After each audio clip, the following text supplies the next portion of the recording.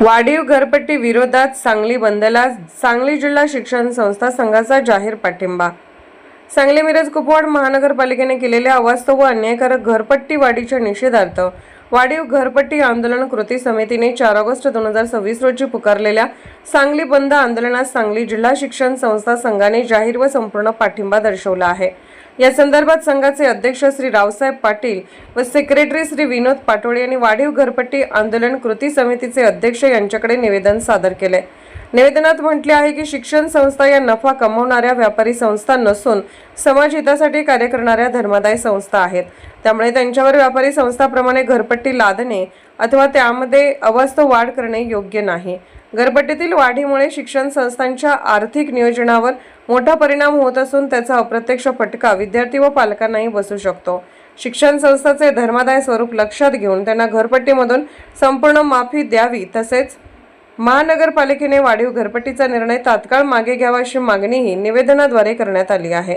वाढीव घरपट्टी विरोधात लढा हा सर्वसामान्य नागरिक, व्यापारी, उद्योग आणि शिक्षण क्षेत्राच्या हिताचा असल्याने या आंदोलनास सांगली जिल्हा शिक्षण संस्था संघाचा पूर्ण पाठिंबा असल्याचे अध्यक्ष श्री रावसाहेब पाटील यांनी स्पष्ट केले। सांगली मिरज कुपवाड महापालिकेने वाढीव घरपट्टी आकारणी केली आहे। त्यासाठी जो 4 तारखेला घरपट्टी आंदोलन कृती समितीचा जो मोर्चा होत आहे, त्या मोर्चाला सांगली जिल्हा शिक्षण संस्था संघाने पूर्ण पाठिंबा दिलेला आहे। सांगली जिल्ह्यातल्या शिक्षण संस्था ज्या आहेत त्यांना सुद्धा पूर्वी 25,000 घरपट्टी येत असेल तर त्यांना 1 लाख रुपये येऊ लागलेले आहे। आणि त्याचबरोबर जे खुले मैदान आहे त्या मैदानाला सुद्धा घरपट्टी आकारली जात आहे। खरं तर शिक्षण संस्थेला कुठलंही अनुदान मिळत नाही आहे, वेतनेचं अनुदान थकलेलं आहे। शिक्षकांची भरती नसल्यामुळे शिक्षकांचे पगार भागवणेसुद्धा जिकिरीचं झाले आहे। अशा परिस्थितीत घरपट्टी वाढवल्यामुळं आमच्या शिक्षण संस्थेला खूपच अडचणी येत आहेत।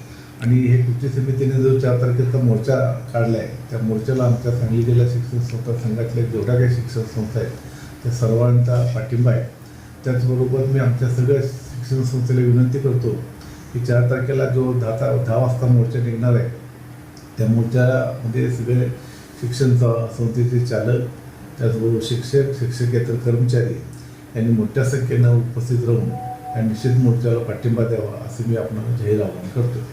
तुम्हाला या काय मोर्चामध्ये तुम्हाला प्रतिसाद काय मिळेल? काय चांगला प्रतिसाद मिळेल आणि जे वाढीव घरपट्टी आहे ती नाही तर कमी व्हायला पाहिजे। आणि खास करून हे विद्यामंदिर आहे, शिक्षण संस्था म्हणजे सरस्वतीचं मंदिर आहे। जसं नाही तर मंदिराला टॅक्स नाही आहे, मशिदीला टॅक्स नाही आहे, तसंच नाही तर ह्या शिक्षण संस्थेला सुद्धा कुठलाही टॅक्स लागू नये अशी आमची मागणी आहे।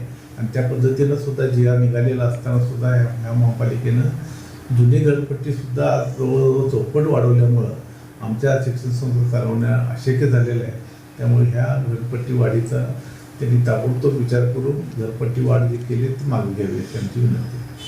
ही मागणी मान्य नाही केलं तर तुमचं पुढचं पाऊल काय? कृती समिती जे काही निर्णय घेतील त्याला आमचा पाठिंबा राहील। आणि त्याचबरोबर आमच्या सांगली जिल्हा शिक्षण संस्था संघाच्या ज्या काही शिक्षण संस्था आहेत त्यांनी आम्ही बंदचा सुद्धा करण्याच्या मनस्थितीत आहोत। कारण एवढी मोठी घरपट्टी भरणं कुठल्याही शिक्षण संस्थेला आम्हाला टॉलरेट नाही आहे किंवा भरणं शक्य नाही आहे।